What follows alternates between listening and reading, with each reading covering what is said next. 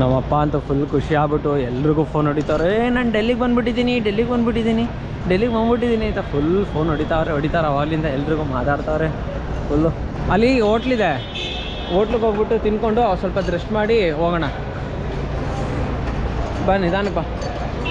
ನೋಡಿ ಈಗ Delhi ಏರ್ಪೋರ್ಟಿಂದ out side ಹೋಗ್ತಾ ಇದ್ದೀವಿ. ಆತ್ಮೀಯ ಮಿತ್ರರೇ ನಮಸ್ಕಾರ.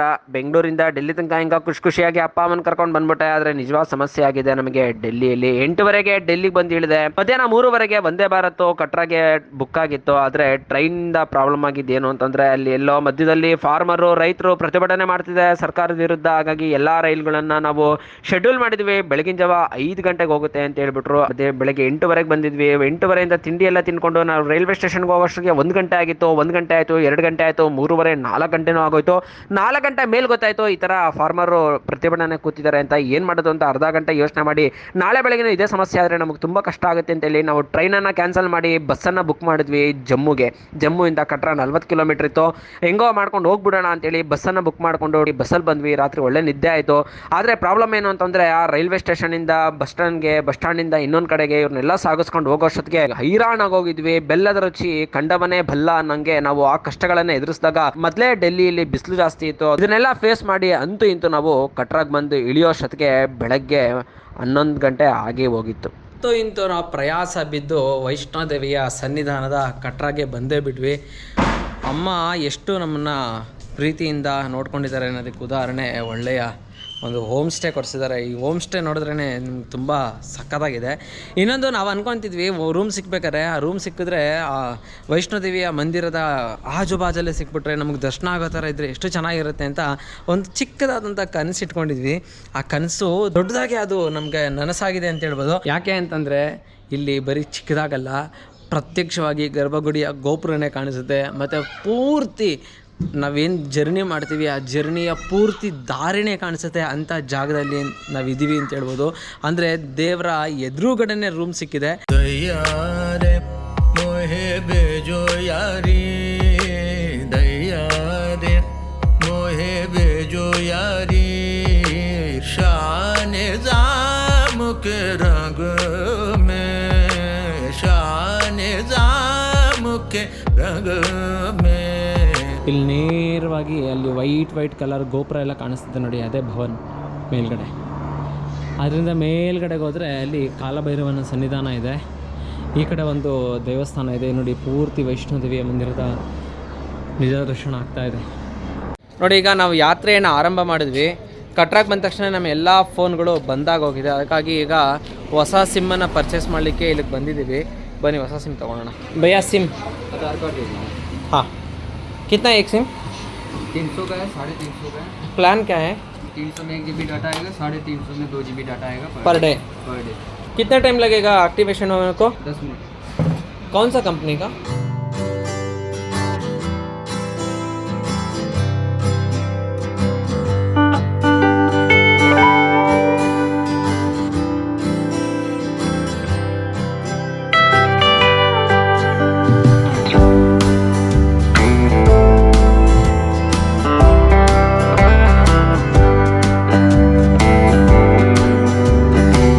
ತಗೊಂಡು ಮುಂದಕ್ಕೆ ಬಂದರೆ ವೈಷ್ಣವ ದೇವಿ ಯಾತ್ರೆ ಮಾಡಬೇಕು ಅಂತಿದ್ರೆ ಕಂಪಲ್ಸರಿ ಒಂದು ಯೋಚನೆಯಲ್ಲಿ ಇಟ್ಕೊಳ್ಳಿ, ಆನ್ಲೈನಲ್ಲಿ ಯಾತ್ರಾ ರಿಜಿಸ್ಟ್ರೇಷನನ್ನು ಮಾಡಿಸ್ಬೇಕು. ಬರಬೇಕು ಇಲ್ಲಿಗೆ ಬಂದು ಯಾತ್ರಾ ರಿಜಿಸ್ಟ್ರೇಷನ್ ತೋರಿಸಿದ್ರೆ ನಿಮ್ಗೊಂದು ಕಾರ್ಡ್ ಕೊಡ್ತಾರೆ, ನಿಮ್ಮ ಫೋಟೋ ತೆಕ್ಕೊಂಡು ಕಾರ್ಡ್ ಕೊಡ್ತಾರೆ.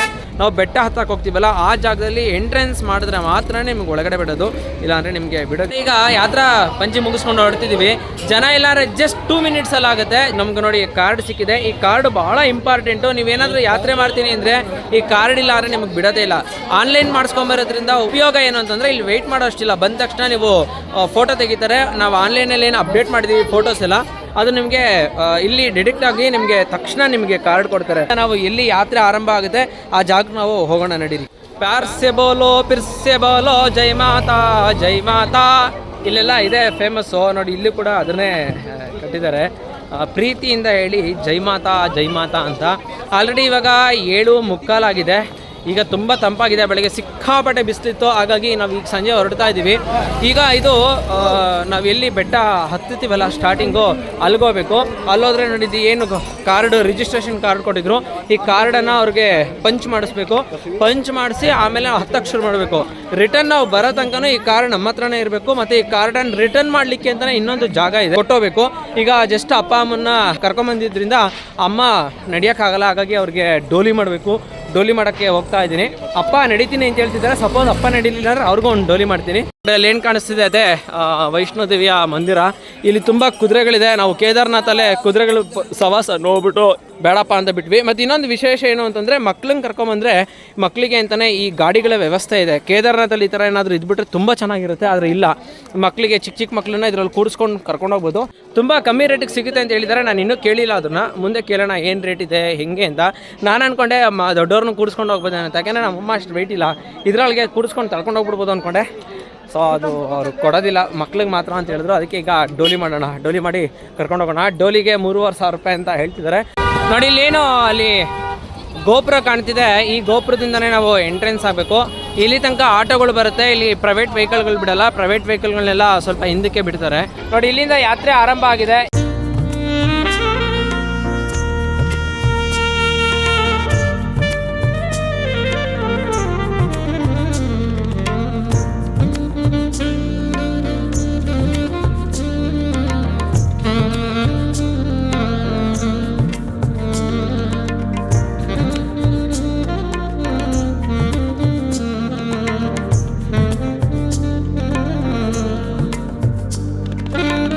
ಇಲ್ಲೆಲ್ಲ ಜನ ನಿಂತಿದ್ದಾರೆ full. Shri Mata Vaishno Devi train board ಇಲ್ಲಿಂದ ಎಂಟ್ರೆನ್ಸ್ ಆಗುವಂಥದ್ದು. ನೋಡಿ ಇಲ್ಲೆಲ್ಲ ಚೆಕಿಂಗ್ ಮಾಡಿಸ್ಕೊಂಡು, ಬ್ಯಾಗಿಂಗೆಲ್ಲ ಚೆಕಿಂಗ್ ಮಾಡಿಕೊಂಡು ಎಂಟ್ರೆನ್ಸ್ ಆದರೆ ಇಲ್ಲಿ ಒಳಗಡೆ ಬರ್ತೀವಿ. ಸಿಕ್ಕಾಪಟ್ಟೆ ಜನ ಇಳಿತಾ ಇದ್ದಾರೆ, ಹಂಗೆ ಹತ್ತುತ್ತಾನೂ ಇದ್ದಾರೆ. ಮೋಸ್ಟ್ಲಿ ತುಂಬ ಜನ ಇರ್ಬೋದೇನೆ ನಾವು ಹೋಗೋ ಟೈಮ್ಗೆ ಅಂತ ಅನ್ನಿಸ್ತಿದೆ. ಕಿತ್ನಾ ಭೈ ಏಕ್ ಟೈಮ್ ಕೋ कितना 40 पूरा मंदिर तक, कितना 540 पूरा मंदिर तक ऊपर तक हो. कितने दिन का? खाली जाने का आने एक दिन का, एक साइड के जाने एक साइड. सपोज 2 दिन आए तो आने को टाइम ज़्यादा होता है ना. वापस इधर ही आपका देने को है ना, रिटर्न आप नंबर गिम्बर देता है. ये माता को नहीं आता है. नहीं, घोड़े का जैसे बच्चों का आप बैठ दिए ना, आप बच्चा है. यहाँ पे स्टेशन पे ಓಕೆ ಚಲೇಗ ಭಯ್ಯ. ಸೈಡಿಗೆ ಬಾ. ನೋಡಿ ಹಿಂಗೆ ಕೂಡಿಸ್ಕೊಂಡು ಹೋಗ್ತಾರೆ, ಸುಮ್ಮನೆ ಕೂತ್ಕೊಂಡು ಹೋಗೋ ನಿನ್ನ ಪಾಡಿಗೆ ನೀನು. ನೋಡಿ ಇಲ್ಲೇ ನೋಡ್ತಿದ್ದೀರಾ, ಇದು ಪಾಲ್ಕಿ ಅಂತ. ಅಂದರೆ ಇಲ್ಲಿ ಯಾರು ವಯಸ್ಸಾಗಿದೆ ಅವ್ರಿಗಾಗಲ್ಲ, ಅವ್ರಿಗೆ ಡೋಲಿಲಿ ಎತ್ಕೊಂಡು ಹೋಗೋವಂಥದ್ದು. ಇಲ್ಲಿ ಬುಕ್ ಮಾಡಿಕೊಂಡು ನಾವು ಡೋಲಿನ ತೊಗೊಂಡು ಹೋಗೋಣ. ಓನ್ಲಿ ಕ್ಯಾಶ್ ಅಂತೆ ಭಯ್ಯ.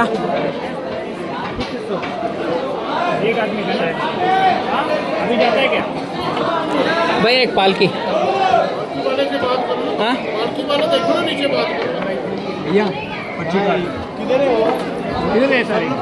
ಅಣ್ಣ ಅಣ್ಣ ಅಲ್ಲಿ ಕೂತ್ಕೊಳ್ಳಿ, ನಿಮಿಷ ಬರ್ತೀನಿ. ಅಲ್ಲಿ ಹೋಗಿ ಮೆಟ್ಲ ಮೇಲೆ ಕೂತ್ಕೊಳ್ಳಿ, ನಿಧಾನಗಳು ಮೆಟ್ಲ ಮೇಲೆ ಕೂತ್ಕೊಳ್ಳಿ. ಈಗ ಎಂಥ ಕತೆ ಆಗೋಯ್ತು ಅಂದರೆ, ಈ ಆನ್ಲೈನಲ್ಲಿ ಯಾವಾಗ ಬೇಕಾದ್ರೂ ಪಾಲ್ಕಿ ಸಿಗುತ್ತೆ, ಅಂದರೆ ಪಲ್ಲಕ್ಕಿ ಮೇಲ್ಗಡೆ ಕರ್ಕೊಂಡು ಹೋಗೋಕ್ಕೆ ಸಿಗುತ್ತೆ ಅಂತ ಏನಿತ್ತಲ್ಲ, ಇಲ್ಲಿಗೆ ಬಂದರೆ 8 ಗಂಟೆಗೆ ಬಂದು 8 ಗಂಟೆ ಮೇಲೆ ಒಬ್ಬರು ಬರೋಲ್ಲ. ಎಕ್ಸ್ಟ್ರಾ ಪೈಸಾ ಕೊಡ್ತೀನಿ, ಎಕ್ಸ್ಟ್ರಾ ದುಡ್ಡು ಕೊಡ್ತೀನಿ ಅಂದ್ರೂ ಯಾರು ಬರೋಕ್ಕೆ ತಯಾರಿಲ್ಲ. ಏನಪ್ಪ ಮಾಡೋದು ಅಂತ ತಲೆ ಕೆಡಿಸ್ಕೊತಿದ್ದೆ. ಸತಿ ಯಾರೋ ಒಬ್ಬ ಸಿಕ್ತಾ, ಈ ಮಕ್ಳನ್ನ ಕೂಡಿಸ್ಕೊಂಡು ಹೋಗೋದು ಇರುತ್ತಲ್ಲ, ಅದನ್ನು ಕೊಟ್ಟ, ಹೋಗಿ ನಿಮ್ಮ ತಾಯಿಗೆ ನಡೆಯುತ್ತೆ ಅಂತ. ಬಟ್ ಅಪ್ಪ ನಮಗೆ ಜಲೀಲ್ ಖಾನ್ ಬಹುತ್ ಧನ್ಯವಾದ. ಇವ್ರು ಹೆಲ್ಪ್ ಮಾಡಿರಲಿಲ್ಲ ಅಂದರೆ ನನಗೆ ತುಂಬ ಪ್ರಾಬ್ಲಮ್ ಆಗೋದು. ಇವಾಗ ಇವ್ರು ಕೊಟ್ಟರು, ಅಂಗಡಿಯವ್ರಿಗೆ ಹೇಳ್ಬಿಡಿ ನಾನು ಕೊಡ್ತೀನಿ ತೊಗೊಂಡೋಗಿ ಅಂತ. ಸೊ ಹಂಗಾಗಿ ಈಗ ಅಮ್ಮನ್ನ ಕರ್ಕೊಂಡು ಹೋಗ್ತಿದ್ದೀನಿ. ಆಪ್ ಮನ್ ಬಹುತ್ ಅಚ್ಚಾ. ನೋಡಿದ್ರಲ್ಲ, ಪಲ್ಲಕ್ಕಿ ಅಂತೂ ಸಿಕ್ಲಿಲ್ಲ, ಆದರೆ ವೀಲ್ ಚೇರ್ ಅಂತೂ ಸಿಕ್ತು. ಆ ವೀಲ್ ಚೇರ್ ತಗೊಂಡು ನಾವು ಪಟ್ಟಂತ ಪಾಡೇನು, ಯಾರ್ಯಾರು ನಮಗೆ ಗೈಡೆನ್ಸ್ ಮಾಡಿದ್ರು. ನೀವು ಹೋದ್ರೆ ವೈಷ್ಣೋದೇವಿಗೆ ಹೇಗೆ ಹೋಗಬೇಕು, ಏನು ಮಾಡಬೇಕು, ಏನು ಮಾಡಬಾರ್ದು, ಎಷ್ಟು ಸಮಯಕ್ಕೆ ಹೋಗಬೇಕು, ಯಾವ ಸಮಯಕ್ಕೆ ಹೋದರೆ ಏನು ಸಿಗುತ್ತೆ, ಅದಕ್ಕೆ ಖರ್ಚಾಗುವಂಥ ಹಣ ಎಷ್ಟು, ಕಂಪ್ಲೀಟ್ ಡೀಟೇಲ್ಸ್ ನಿಮ್ಮ ಮುಂದೆ ಮುಂದಿನ ವಿಡಿಯೋದಲ್ಲಿ ಹಂಚ್ಕೊತೀನಿ. ಅಲ್ಲಿ ತನಕ ಧನ್ಯವಾದ. ಶ್ರೀಚರಣ ಸೇವಕ.